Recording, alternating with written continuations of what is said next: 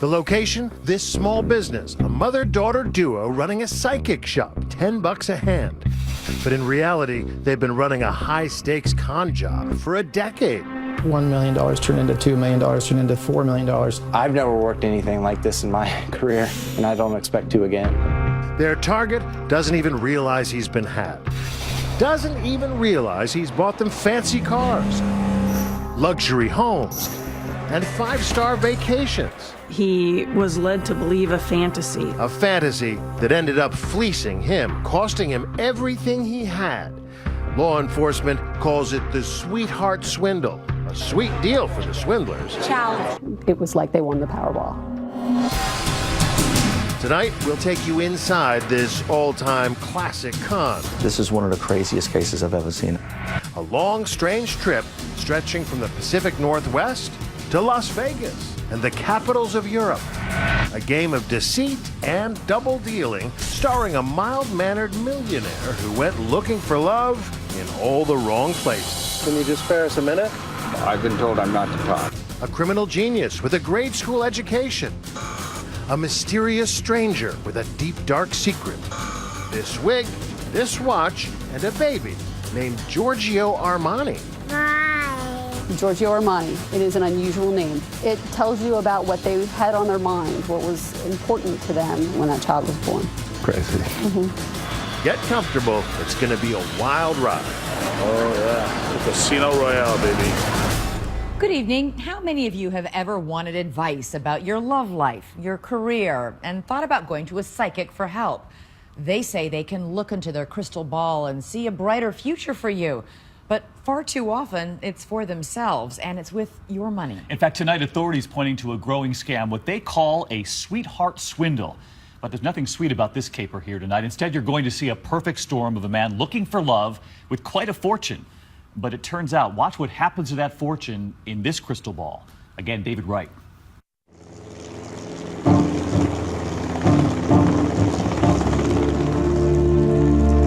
Imagine you're all alone in the world, living deep in the woods. No spouse, no children, no close friends to confide in. Nobody, but maybe an elderly parent who's always been hard on you.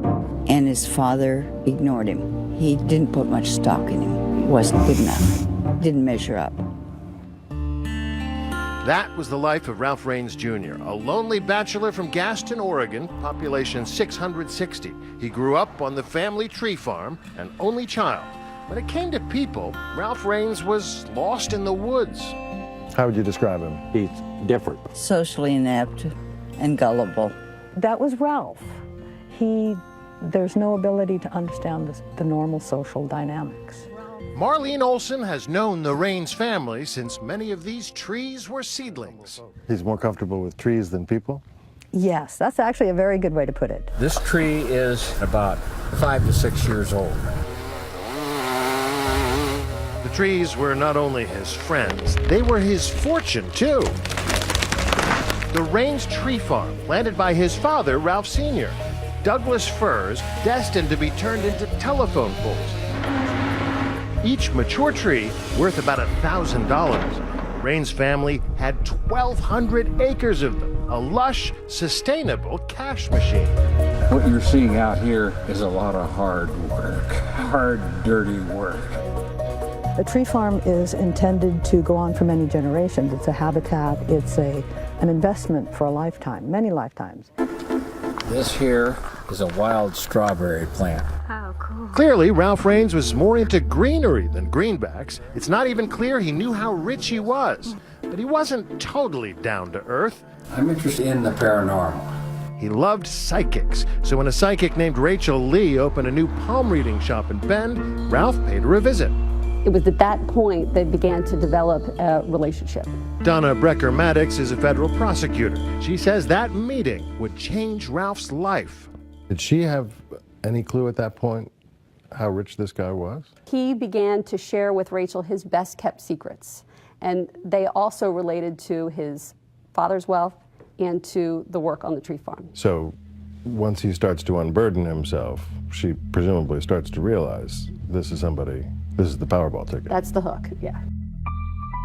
Rachel also reveals a lot about herself to Ralph. Says she too is alone in the world. She's lost her parents and had cared for her husband as he died of cancer. And that creates a sense of empathy. Bob Nygaard is a private investigator who has solved sweetheart swindle cases all over the world. They learned all about him, and then they specifically took what he told them to use it against him. They preyed upon him. Rachel convinces Ralph that her psychic abilities can help him get what he craves most: companionship, a family. And now the trap is set.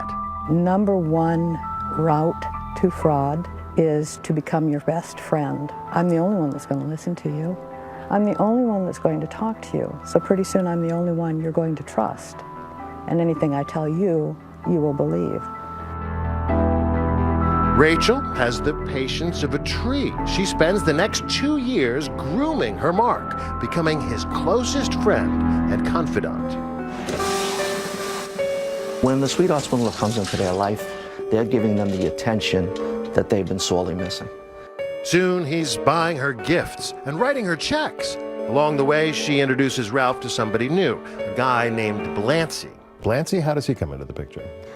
Blancy Lee was Rachel Lee's on-again, off-again boyfriend. Blancy held himself out as someone who could do home construction projects and did a few home construction projects. He fixed the deck, right? He fixed the deck.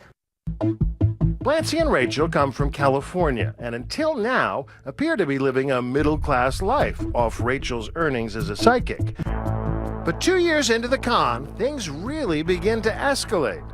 Rachel, who has established herself as an authority on bookkeeping and personal finance, convinces Ralph to purchase this 4,600 square foot house, a 4-bedroom Tudor in an exclusive suburb of Portland. Price tag, $915,000. A home he will never live in. What was the reason that they bought this home? Rachel Lee at the time led Ralph Raines Jr. to believe that if he purchased this home, it would be a good investment for him in the long run. She also let him know that it could be a place for her and some of her family members to live while they waited to sell it. So while Ralph and his aging father stay on at the aging properties on the tree farm, Rachel moves into the sparkling new home with her kids. Among them, her devoted daughter, Portia. And she would have done anything to stay in her mother's good graces. Just how much she'd be willing to do will be apparent later. Then, a turning point. Ralph Sr. suffers a debilitating stroke. From now on, he'll need 24-hour care. Rachel seizes the moment and volunteers to take care of him. She weaseled her way into the residence as a caretaker, but she did a lot more taking than she did caring. By now, Ralph Jr. is in the habit of saying yes to anything Rachel asks for. But this particular decision will cost him dearly. She evidently had access to the books and conversation, the whole bit. In Ralph's mind, life is as good as it's ever been. His father has a caretaker, the house has a handyman, and he has a friend. Someone who can help him shoulder the burden of the family business. Someone in whom he can confide all his secrets. The only thing missing, the thing that he wants most of all, is a family, a wife and child. And that's just what Rachel intends to give him. She created a fake world for him designed to exactly meet all the desires and wishes that he ever wanted to have. In exchange, she'll get to live the life she always dreamed of. We'll be in Florence tomorrow. It was beautiful. Me and Blancy enjoyed it. Ciao. Stay with us.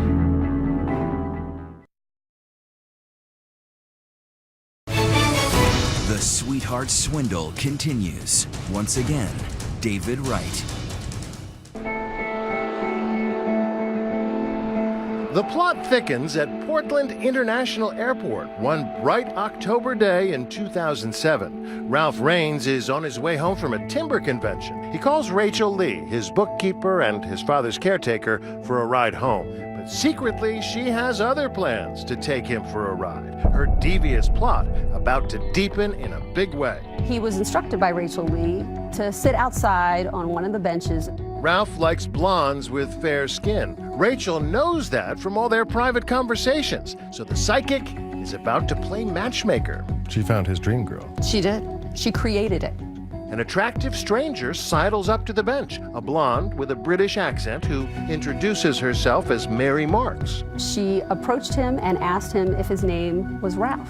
He said yes and was somewhat surprised by that. And from there, they engaged in a conversation. On that airport bench, she tells Ralph she has psychic powers too. She offers to give him a reading. Armed with a few details secretly provided by Rachel, the reading is spot on. Ralph Raines Jr. is hooked. Mary Marks tells Ralph the occult is just her hobby. She's a bookkeeper by trade. She explained to him that she was actually a British citizen that was here in this country, and that she could potentially help him with the finances for his business. Sure enough, she's soon up at the tree farm, helping Rachel out with the books. Old Ralph thinks the two women, who he thinks have never met before, will act as a checks and balances system, one keeping an eye on the other. Instead, Ralph's now got two financial femme fatales on the books. They were taking over the management and the bookkeeping. You give up everything and you let somebody else control you? Why the British accent? Mary Marks tells Ralph she needs a green card, and eventually he agrees to marry her, all thanks to Rachel's matchmaking. Rachel Lee had all the information she needed to craft the exact fake lifestyle that this victim desired more than anything else. And that included a fake wife and eventually a fake child. The couple doesn't actually live together, the excuse being that Mary Marks needs to spend most of her time in California because of her full-time job. Did they have a romantic relationship? We have no reason to believe that they did have a romantic relationship. They never consummate the marriage, but that doesn't stop Mary Marks from convincing Ralph to father a child with her through artificial insemination. She convinces Ralph she's pregnant with his son. She goes back to California to give birth and returns months later, presenting him with a real baby. Ralph is led to believe that's his son, the baby growing up to believe he's daddy. Dada. He misses you, and he wants you to know it, and he wants to talk to you. Talk to Mom.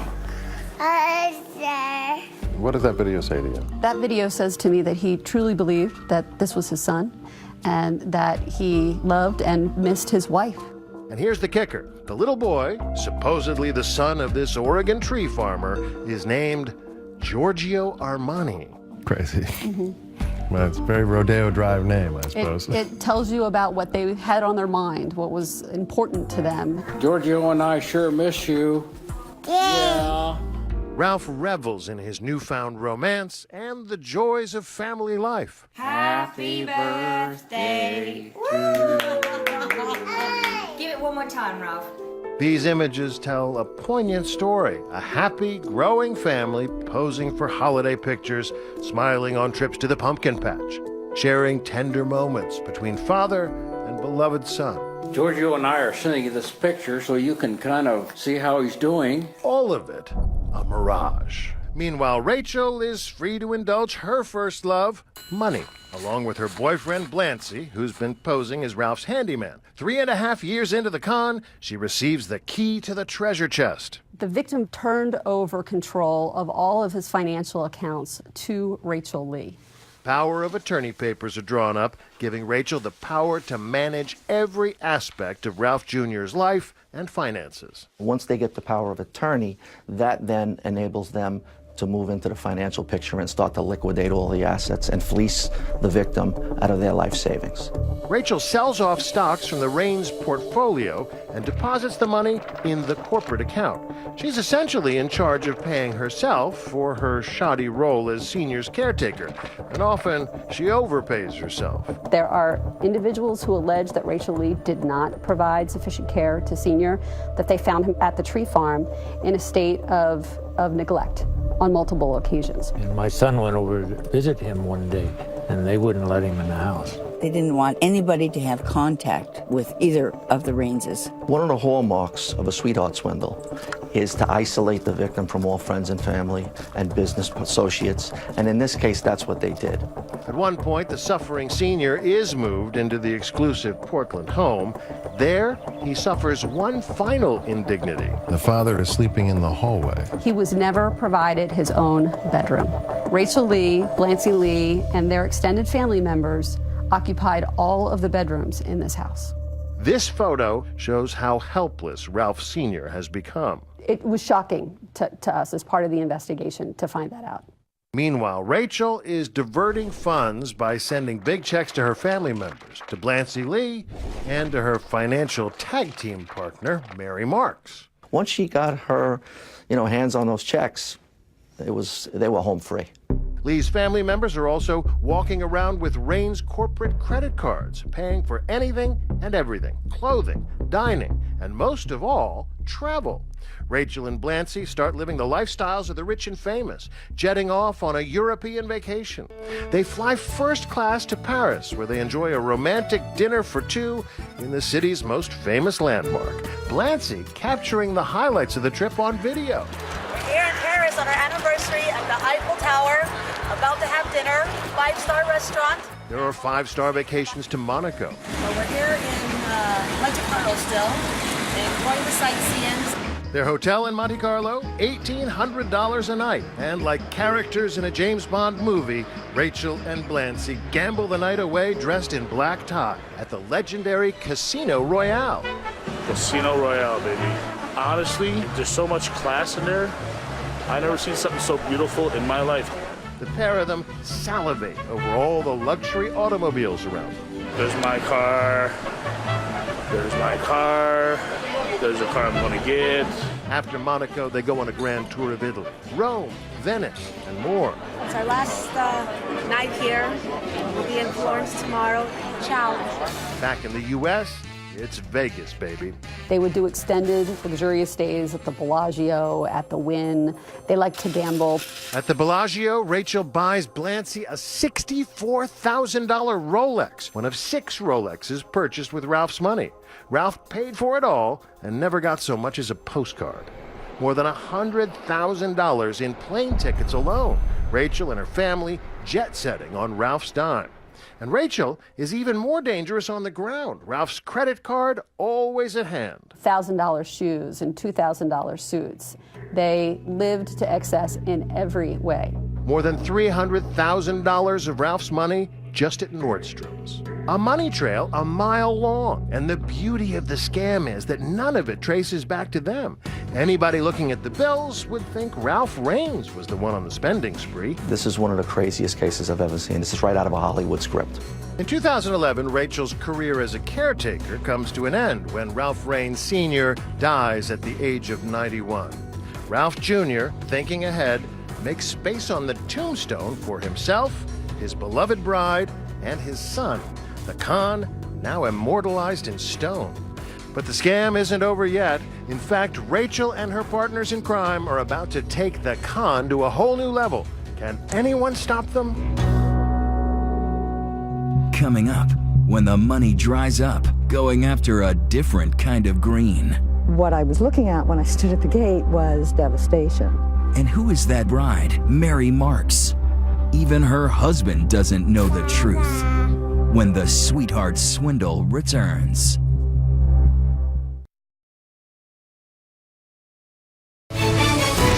'20 continues with the Sweetheart Swindle. Once again, David Wright. I'm Liz Crothers. I'm a detective with Portland Police. Detective Liz Crothers sees the world through cop's eyes, even when she's just driving to work. I live outside of a town called Canby, and I drive through there every day. On her daily commute into Portland, head turning, eyes darting, Crothers spotted something that triggered her police sense. This building here.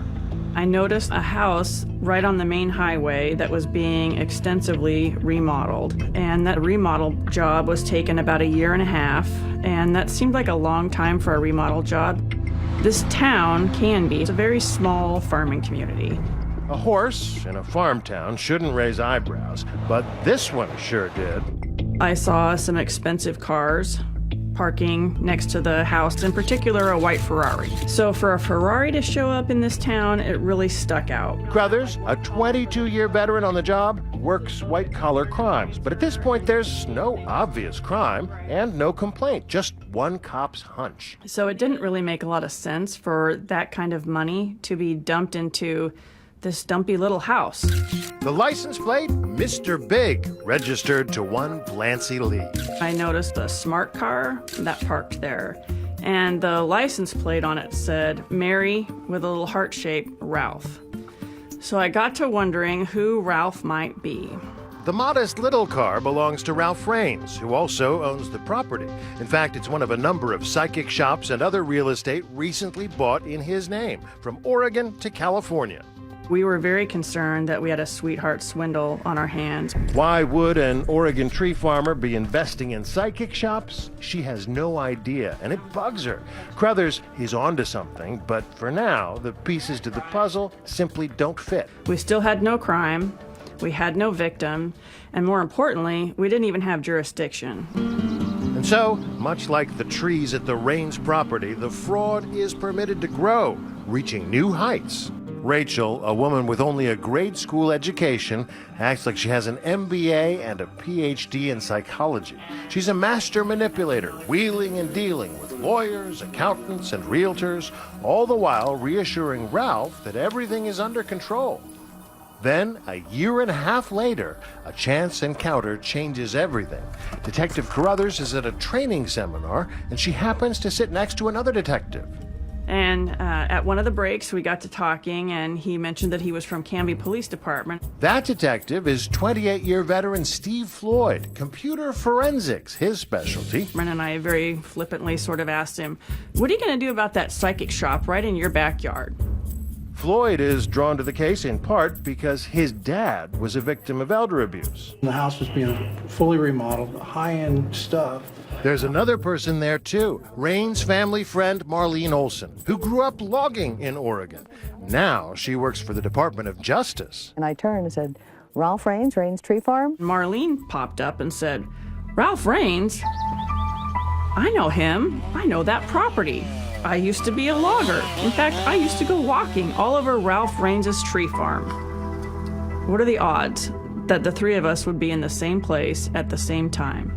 From that chance encounter, an unofficial task force is born. They bring in Cameron Wall from the IRS to dig deeper into the finances. The unit now has the expertise, the jurisdiction, and the juice to turn this into a federal case. I've never worked anything like this in my career, and I don't expect to again. Because she used to work as a logger on the tree farm, Marlene Olson is asked to quietly poke around. She's stunned by what she sees. It still takes my breath away when I think about it. What I was looking at when I stood at the gate was devastation. There was no trees. That lush, sustainable ATM stripped bare. Whoever said money doesn't grow on trees never imagined a swindler like Rachel Lee. Once the investment accounts are liquidated and there is no money left in the investment accounts, Rachel Lee turned to the one asset that was left. That was the tree farm. Olson sounds the alarm. Ralph Raines Jr. hasn't just lost the trees, he's lost almost all the land. New owners, chainsaws whirling, slice and dice his departed father's legacy to pieces. With the sale, Rachel Lee has turned herself into an instant millionaire. She sold off that tree farm in 4 parcels that brought in $12 million in 1 year. Adding insult to injury, Rachel told Ralph he's flat broke. Rachel told him that he had to sell the tree farm to pay his inheritance tax. He says, Don, I don't know what I'm going to do. I'm broke. Which wasn't true. The man who spent his whole life tending these trees now watches his fortune fall. Ralph Raines ends up with just 2 slivers of land to provide for his wife and child, while his trusted confidant Rachel is now going wild providing for herself. And as soon as that money began to roll in, she and Blancy Lee and the rest of the family really ramped up the lavish spending. As soon as the land sale went through, Mr. Big made good on that promise he made back in Monte Carlo. There's my car. There's a car I'm going to get. The not-so-handy man splurges on not one, but two brand-new cars. He bought the Ferrari, and the next day he saw a Bentley. He spent $500,000 on 2 cars in 2 days.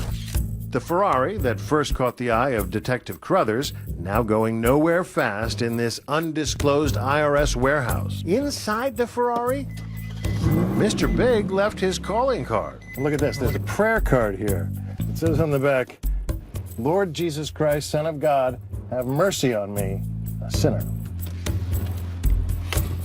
That's for sure. Now the day of reckoning is fast approaching. Prompted by all those suspicious transactions, Detective Floyd drives through the barren landscape that used to be the Raines Tree Farm to ask Ralph a pressing question.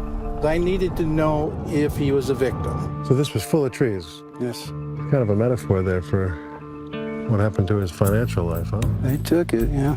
Cut it, spent it, wasted it. He knocks on the door and immediately asks, what does Ralph know about Rachel's creative approach to accounting? He started asking me, do you know that she's spending $230,000 on a Ferrari? When we return, Ralph's reaction. For the first time ever, the very private Ralph Raines goes public. Well, that is a weird story. And next, it's about to get weirder. And maybe even deadlier. You were concerned that he was going to get killed. After all the money's gone, is he worth more dead than alive? When the Sweetheart Swindle returns. 2020 continues with the Sweetheart Swindle. Once again, David Wright. His beloved Douglas firs have been clear-cut. His father's legacy gone. But Ralph Raines Jr. appears to have no idea where the money went. When we were up at the tree farm with Detective Floyd... Hello, Ralph. Yeah, hi. Ralph refused to talk to us. Are you, I will not talk. But late last week, he had a sudden change of heart. Would you mind show us around? Well, yeah, to a point. Opening up to one of our producers. We have a sustainable certified forest. Mostly, he wanted to talk about trees. He explained there was plenty he couldn't discuss about the case. I'm going to be quiet on that. Yeah, my lawyers have told me say nothing. But then he invited us up to his house for a longer chat, discussing his side of that first encounter with the task force. He says, let me show you some things. They went down the list. Expensive cars he'll never drive, vacations he never took, mansions he'll never live in. I said, well, I got Rachel taking care of a lot of my affairs. He was just completely checked out on Yeah, that. didn't want to deal with it. Gave it to Rachel, let Rachel deal with it. She's taking care of me. And he said, she is not. And, well, I was willing to listen to him. I felt we had a problem. The investigators now worry that by confronting Ralph, they may have tipped their hand. Right after they spoke with him, the very first time, they realized that he was going to immediately go to Rachel Lee about the allegations. Sure enough, they were right. I sprung this on Rachel, and Rachel's jaw dropped. The detectives move fast, getting a search warrant for that psychic shop in Canby, which turns out to be a treasure trove of evidence. We found Rolexes, expensive-looking jewelry, valuable coins. But there's more than just bling. Investigators discover what appear to be disguises. We found 2 different sets of blonde wigs. The second blonde wig we found was tucked in between the mattress and the bed frame, and it also had a pair of glasses and a hat with it. Blonde wig, glasses, and a hat? That description fits Mary Marks to a T. Investigators now make a hair-raising discovery that blows the case wide open. Ralph's bookkeeper bride, Mary Marks, is really Rachel's daughter, Portia Lee. Rachel Lee used her own teenage daughter to scam Ralph Raines Jr. Yep, take a look at this Halloween photo. Ralph's not the only one wearing a costume. Remember that chance meeting at the airport? Land of Perfection by Rachel, who pimped out her own daughter to seduce Ralph and become his wife. A charade Portia somehow managed to keep up for 7 years, putting on the wig, and the British accent. You can hear it here. Happy birthday to you. Give it one more time, Ralph. A major player in the scam, and it turns out she was a minor. At the time that Rachel Lee enticed her daughter to become part of this fraud scheme, Portia Lee was 17 years old. And what about that exquisitely named child, Giorgio Armani, supposedly conceived through artificial insemination? He's another stand-in, a grandchild of Rachel Lee from a different daughter. At one point, Mary Marks even wore a fake baby bump. So this wasn't just one person scamming an elderly person. This was a conspiracy. This was a whole group, a whole family preying upon one man. And they were all playing different parts in the scheme. One more revelation? Turns out there's a very real person named Mary Marks, tracing back to the trunk of this twisted family tree. Rachel Lee's biological mother is named Mary Marks. If you're going to open a bank account and you're going to transfer property, it helps to have a real name, and it helps that that person is someone in your family. Even though the scam is unraveling fast, Ralph is still caught in the web. Rachel still spinning lies to try and explain things. And she said, yes, I spent a lot of money on myself. And she said, yes, I did accumulate a gambling debt. We had so many cock and bull stories, I didn't know what to think.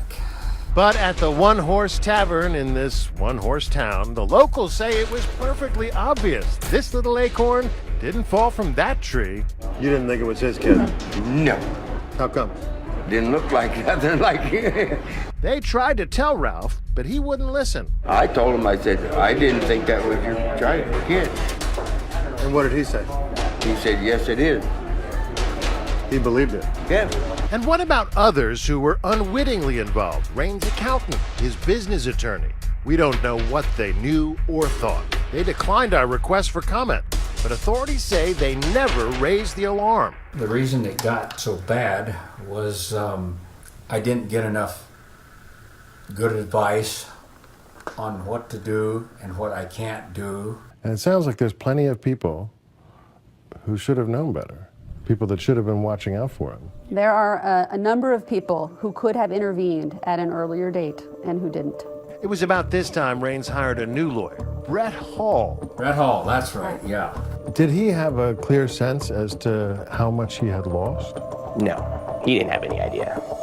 But even at that point, again, he was still very much under the influence and control of Rachel Lee. In fact, after investigators explain the full extent of the scam, Ralph goes missing. When Brett Hall can't get in touch with Ralph, he contacts the prosecutor. I said, Donna, if you don't take these people into custody, there's nothing I can do. There's nothing I can do. And he communicated to us that the only way that we could ensure the victim's safety at that time was to make sure that Rachel Lee was arrested. You were concerned that he was going to get killed.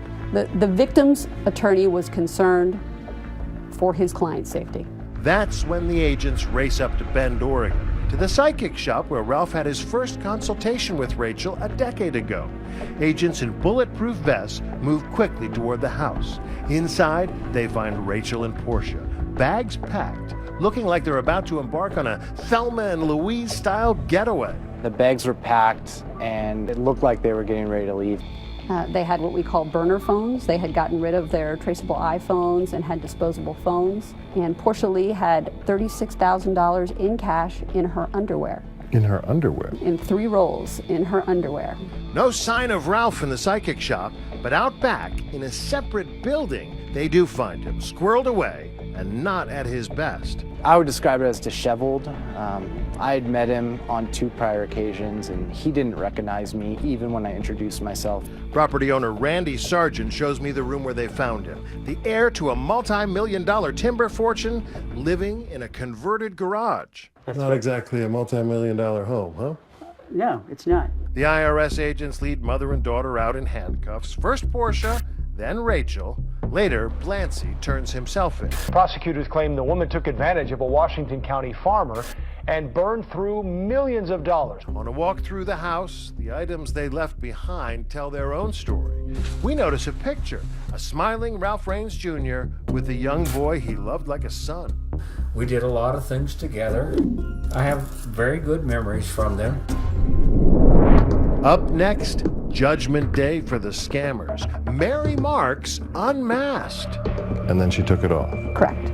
But even now, with the scam exposed, Ralph Raines is still in love with Mary Marks, his bogus bride. I can say this, I view Mary as a real person. His blind devotion now threatens to torpedo the case. I'm not a victim. When we come back. The Sweetheart Swindle continues. Once again, David Wright. The federal courthouse in Portland, southwest Salmon Street. Ralph Raines is a fish out of water, now almost bankrupt by the family of fraudsters he bankrolled. The amount they stole from him is staggering, more than $15 million. But astonishingly, he doesn't blame them. I have very good memories from them. We did a lot of things together, and with my dad and Giorgio. That sentiment made the prosecutor's job harder. As they were working to win a conviction, Ralph was writing them notes like this one, insisting, "I'm not a victim." There's that handwritten note. I'm not a victim. We were not surprised at all that Mr. Raines would come in multiple times to cover for Rachel Lee. The handwriting is Ralph's, but the words come straight from Rachel. When Rachel Lee realized that the meeting that Mr. Raines had with agents hadn't stopped our investigation, it was then that she began to work with him to craft the letter that you referred to. How's that possible? For 10 years, Rachel Lee brainwashed Ralph Raines Jr. It's unclear what he understood at the time. The brainwashing so complete that at the sentencing hearing, Raines actually takes the stand, raising his ring finger high to prove to everyone he still loves his wife, even though she and her family took him for all he was worth. And he's still wearing his wedding ring. Yeah, that's the most heartbreaking of all. Maybe the day he takes it off, we can all breathe a sigh of relief. He hasn't taken it off yet. Mary gave me the ring. I view myself as I was married to her.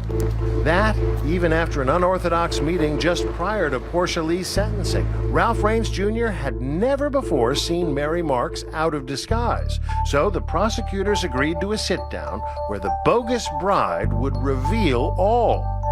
She wore the hat and the wig, and then she took it off. Correct. But he's still not convinced. I view Mary as a real person. In court, Portia Lee claims she's a victim, betrayed by her mother, forced to wear that disguise. The judge doesn't completely buy it. She had an opportunity to stop this years ago, and she chose to stay engaged in the fraud. She chose to play a fake wife for years. 25-year-old Portia is sentenced to 33 months in prison, roughly 2.5 years. Blancy gets 24 months, 2 years, a reduced sentence because he cooperated. He promises to pay Ralph back, which may take a while, as Blancy was last seen selling cheesesteaks from this trailer under the alias of Gino. Rachel Lee, the mastermind, gets the longest sentence of all, 100 months in federal prison, about 8 years. Amazing.